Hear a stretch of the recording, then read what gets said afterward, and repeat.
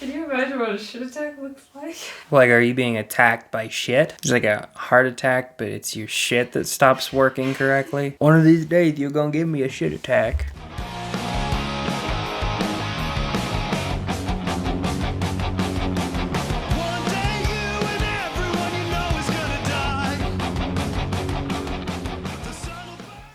Welcome, my people of Reddit.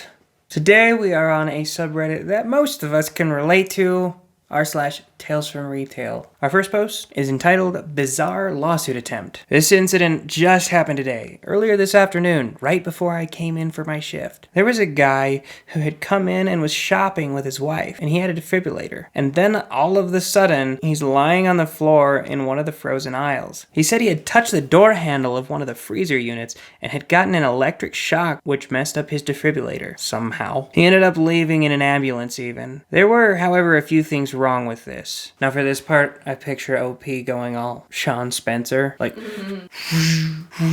1. Where did this supposed shock even come from? If it was static electricity, he would have barely even noticed it. 2. The door handles are plastic, and he was wearing plastic gloves. Plastic does not conduct electricity. How did he get shocked? 3. Defibrillators are supposed to be designed so that this does not happen. Even if he did get shocked, nothing would have happened. 4. His kids showed up almost right after it happened and started making a fuss. They even beat the paramedics there. Makes me wonder if they weren't just waiting in the parking lot all along. 5. The reason I put kids in quote marks up there is because they probably weren't even his kids. The guy said he was 39 and all his kids looked to be in their 20s. User Technos said, reminds me of a shoplifting attempt back around 1997. Grandpa fell down in the gardening aisle. He opened up a bottle of chainsaw oil a little, set it sideways on the floor, then circled the store before checking his watch, waiting, and then pretending to slip in it. Fucker hit his head on a rake on the way down though. Not only was he out for the count, there was blood on the floor and chunks of Harry's scalp in the rake display. The grandchildren, all 5 of them, showed up not 30 seconds later from a van in the parking lot. 1 went for Grandpa to get loud, 2 went for the cashier to move her away from the registers, and the other 2 went into the tool aisle to steal what they could. Bad luck for them though. We had 2 new cameras, an extra manager, and a local wildlife officer picking out paint. We got into a discussion in the comments about the show World's Dumbest.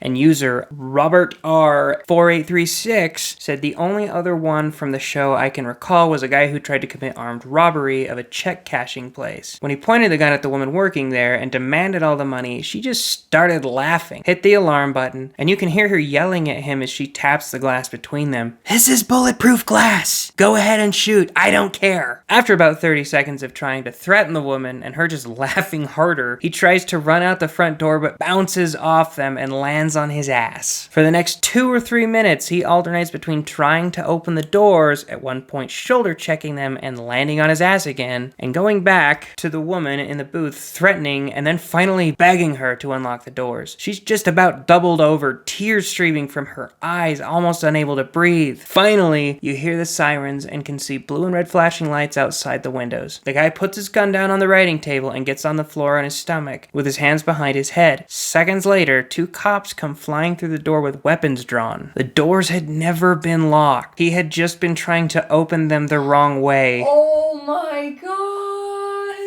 Next post comes from user Waffle Raven and is entitled Frustrated Wife. Another story from the petrol station. So we had a guy come in and fill up his fuel. He came inside and realized he had left his card at home, a good 30-minute drive away. I tell him that is fine as long as he can get back before the end of my shift. I won't have to report it as a drive-off. He thanks me, leaves his details, and leaves. All around a decent guy. Cut forward 20 minutes or so, the store gets a call. Hello? Hi, my husband was just in there and left his card at home. Oh yeah, that's okay. I said as long as he could get back. No, it's not convenient for us tonight. Oh, well, I'm afraid that we... No, you don't understand. It's inconvenient for him to drive all the way back tonight. We have kids and we have plans with them tonight. Important plans, so he can just pay it off later. Well, I'm sorry, but if he cannot return by the end of my shift, I will have to write it up and inform the police about this. That's a ridiculous overreaction. I'll just pay over the phone by reading out my card number. I'm sorry, but we cannot accept payment over the phone for legal reasons. It's store policy. You're making that up. It's inconvenient and my husband won't be returning tonight. Now let me pay over the phone. Sorry, but the system won't let me, even if I try. Get me a manager. I'm the only one on tonight, but I'm happy to give you the number of the head office. And they can let me pay over the phone with them? No, absolutely not. But if you wish to complain, you can explain to them. She hangs up. About 10 minutes later, I get a call from the head office. Hello? This is the head office calling in regards to a call we just got from a customer. She claimed you told her that she could pay for her husband's petrol over the phone. You realize this is against company policy? No, sorry, but I absolutely told her that she couldn't pay over the phone. She wouldn't listen to me. I had expected as much. She was being difficult. Yeah. Well, that makes me feel better about what I said. I told her she was lucky you let her husband leave it all. You should have insisted he leave his car there while he got a cab home and back. I also told her that if they went back to pay in 40 minutes, the police would be called immediately and they would have a criminal record. Ooh, how did she take that? She was suddenly very cooperative. 20 minutes later, the husband returns and pays for the fuel. I tell him thanks and to apologize to the wife for not being able to pay over the phone. He is confused by this. I explain what happened. He had no idea. He texted her saying he would be back late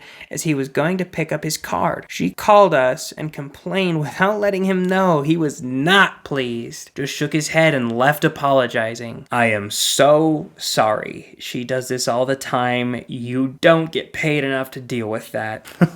That sounds like a miserable marriage.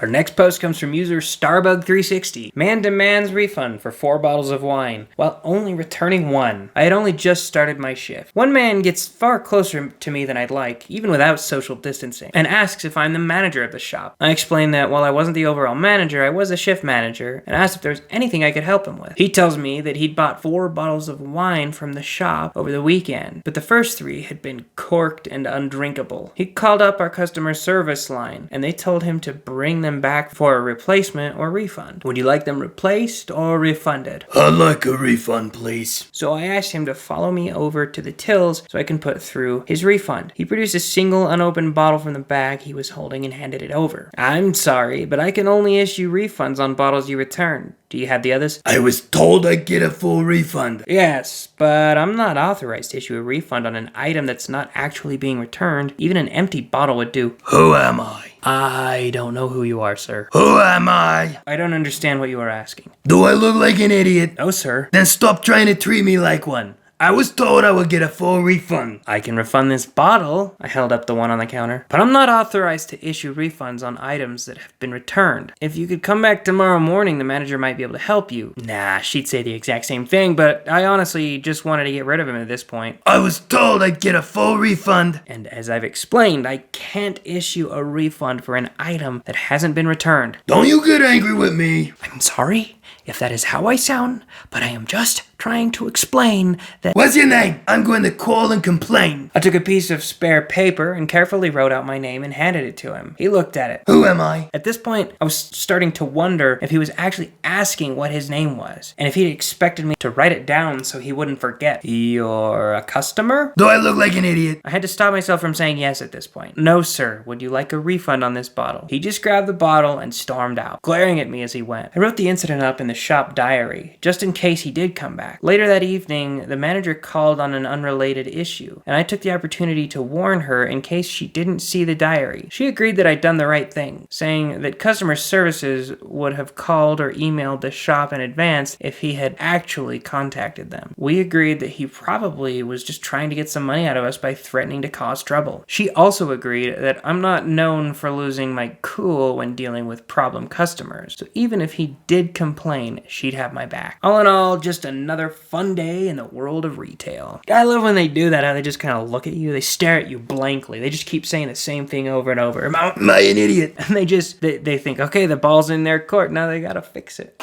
Next post is called, I was just accused of price gouging. So I work at a grocery store as the grocery department manager. I'm over dry grocery, dairy, frozen, and natural foods. As you all know, these past 2 weeks have been absolutely insane for grocery stores. We're out of a lot, and it's taking a while for things to get back in. We're finding alternatives to give our customers something to buy, even if it's not their usual choice. One of these is water. When crap really started hitting the fan, the first thing to go, after toilet paper, was multi pack water. It became increasingly hard to get our brand in. So I got with my Coke, Dr. Pepper, Pepsi vendors and had them bring in their national brands. The next day, an angry customer approached me. So I see you guys have no problem profiteering off of this emergency, He said loudly with an accusatory gotcha tone. What do you mean? I asked, genuinely confused. Yesterday your water was $2.99. Today it's $6.99. Well, sir, this isn't the water we normally... I can't believe you guys would jack your prices up like this.